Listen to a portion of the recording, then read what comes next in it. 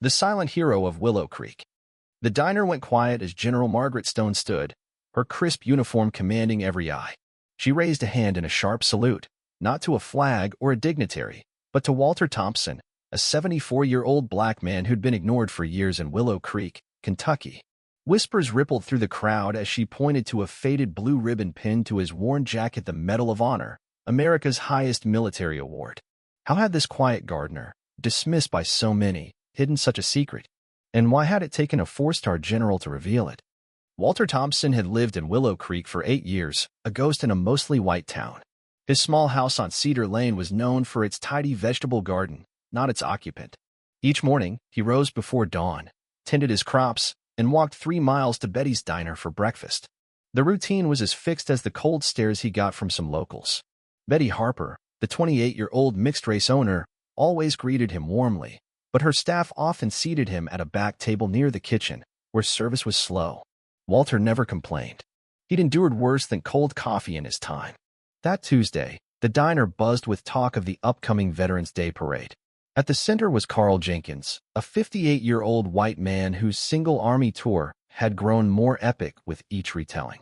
Back in Desert Storm, we faced hell you civilians can't imagine, Carl boasted to a nodding crowd. This parade needs to honor real heroes, not just anyone who wore a uniform. Walter ate his eggs in silence, his eyes on his plate. He'd heard Carl's tales inflate over the years, each Veterans Day adding new flair.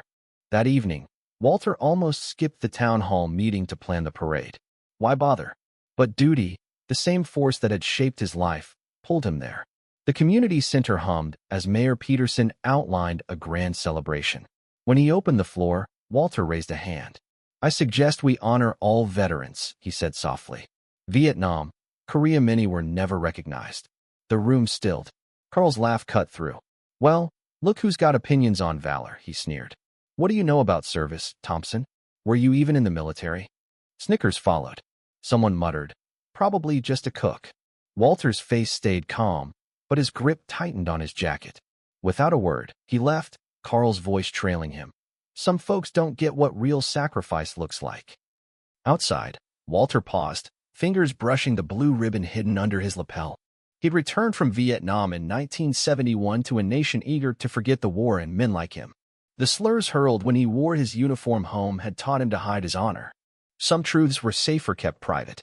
The next morning, Walter arrived at Betty's diner early, tools in hand. The back door had been crooked for weeks, and he'd seen Betty struggle with it. "You don't need to do this," she protested. Walter shook his head. "No sense wasting money. Easy fix." As he worked, Betty watched, thoughtful.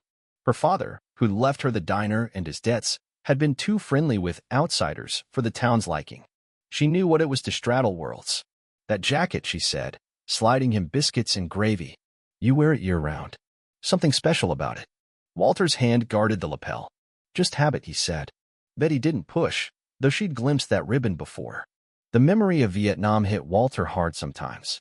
November 5th, 1970, his squad, pinned down in a jungle ambush. Lieutenant Harris, who despised having black soldiers, lay bleeding behind enemy lines. For white comrades, who tormented Walter for months, looked to him in desperation. He didn't think, acted. Darting through gunfire, he killed 3 enemies, carried Harris to safety, then went back for each wounded man. Shot twice, he fought on, saving 7 lives and killing 15 foes. 6 months later, President Nixon placed the Medal of Honor around his neck. The papers buried the story on page 17. Back in Georgia, no parades greeted him, just the same segregated diners and hateful words. His wife, Clara, had been his anchor, but cancer took her 5 years ago. Their son, David, now a Chicago accountant, begged him to move north. Walter stayed, choosing the quiet of Willow Creek over a spotlight he'd learned to fear. One day, outside Wilson's grocery, Walter saw Tom Bradley, a white store owner, accusing a black teen, Jamal Carter, of stealing. "Empty your pockets," Tom shouted. Walter approached calmly. "Everything okay here?" he asked. Tom glared. "This kid's a thief." Walter suggested checking the security cameras. Grudgingly, Tom did, and the footage cleared Jamal. "Don't come back looking suspicious," Tom snapped. Outside, Jamal fumed. He wouldn't do that to a white kid. Walter nodded. You're right. It's not fair. He offered Jamal a job helping in his garden. $8 an hour. Best revenge is living well. At a Veterans Day planning meeting, Carl pushed for a parade focused on real heroes like himself. Betty, spurred by Walter's treatment, joined the committee and argued for including all veterans. Carl scoffed. I served, sweetheart. I know what counts. Meanwhile, Walter mentored Jamal in his backyard, sharing hard truths about military life. I saved men who hated me, he told the teen. Some days, it felt worth it. Others, I'm not sure anyone should have to prove their worth like that. Jamal, inspired, confided his dream of joining the army not to please others, but to prove something to himself. Then came General Margaret Stone, a 4-star black woman known for championing overlooked veterans. She arrived in Willow Creek for the parade, drawing Carl's eager attention. At a diner reception, Walter and Jamal stayed on the edges, but Betty ushered them in. General Stone's eyes caught Walter's quiet dignity. When she introduced herself, her question was simple. Vietnam? Walter nodded. 68 to 70. Her gaze lingered, sensing more. That night, General Stone searched military records and found Walter's file, Medal of Honor, 1971, for saving 7 men under fire. She was stunned. A hero of this caliber, living in obscurity? The next day, at Betty's diner, as Carl dismissed older veterans, General Stone asked Walter's opinion. He spoke plainly. All who serve deserve respect, whether they fought or drove trucks. Carl sneered, probably peeled potatoes in Vietnam. But Walter's jacket shifted, revealing the blue ribbon. General Stone's breath caught. She knew. On Veterans Day, Willow Creek streets glowed with flags. Walter stood with Jamal, far from the reviewing stand where Carl hovered near General Stone. Mid-parade, she stepped down, striding toward Walter. The crowd hushed as she saluted him crisply. Carl protested. He's not even in uniform. General Stone ignored him. Staff Sergeant Walter Thompson, she said, voice carrying. It's an honor. She asked permission to share his story. Walter hesitated, then pinned the Medal of Honor to his chest, its gold gleaming. Gasps spread as General Stone detailed his 1970 heroism. Carl's face drained of color. The mayor rushed to shake Walter's hand, suddenly eager for photos. The crowd's shock turned to awe, then recalibration.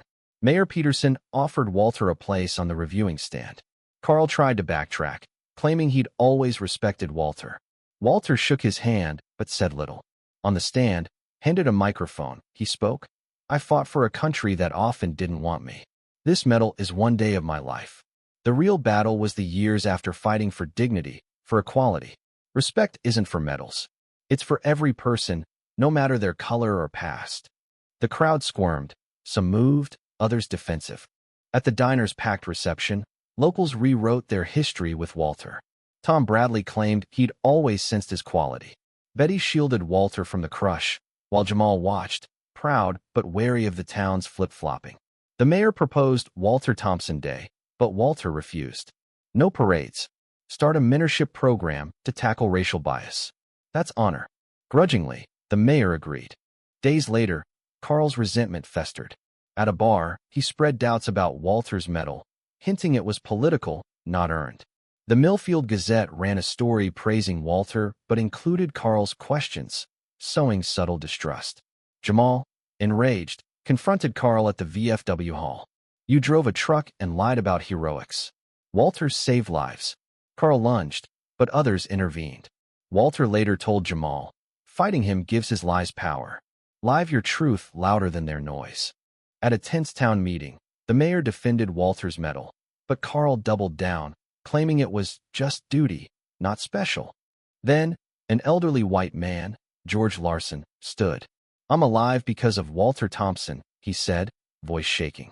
A Vietnam comrade from 1970, he'd searched for Walter for decades.